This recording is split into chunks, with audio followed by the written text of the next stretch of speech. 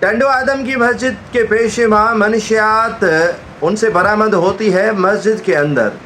یہ کارنامے اگر کوئی غیر مسلم کرتا تو بات سمجھ میں آتی، لیکن اسلام کا لبادہ اوڑھ کر اور پیش امام کی مسند پر بیٹھا ایک شخص اگر گھٹیا عمل کرے تو پشیمانی سب کو ہونی چاہیے. میں بھی پشیمان ہوں، ندامت مجھے بھی ہو رہی ہے کہ آخر یہ ہو کیا رہا ہے. اس مولوی کا احتساب تو اپنے علماء اپنی مسلک نہیں کرے گی، لیکن یہ میسیج جو ہمارے غیر مسلم ہیں ان کے پاس کیا جائے گا.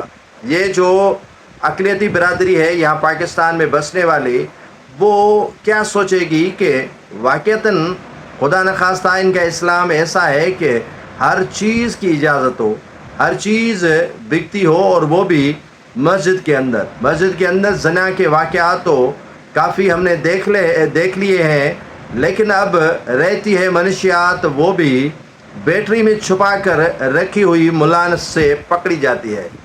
وہ پشیمان تو نہیں ہوتا، لیکن ڈر اس کو کھا گیا کہ وہ جیل بھی جائے گا، مسجد بھی اس سے گئی.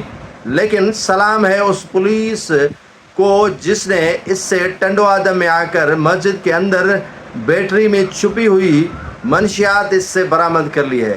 یہ واقعہ کوئی غیر معمولی واقعہ نہیں ہے. اس سے بڑا ہمارے جو دین ہے، ہمارا جو مذہب ہے، ہمارا جو اسلام ہے، اس پر منفی اثر ضرور پڑے گا اور ضرور پڑتا نظر آئے گا. ایسے عمل سے یا ایسا عمل کرنے سے پہلے 100 مرتبہ سوچنا ضرور چاہیے گا.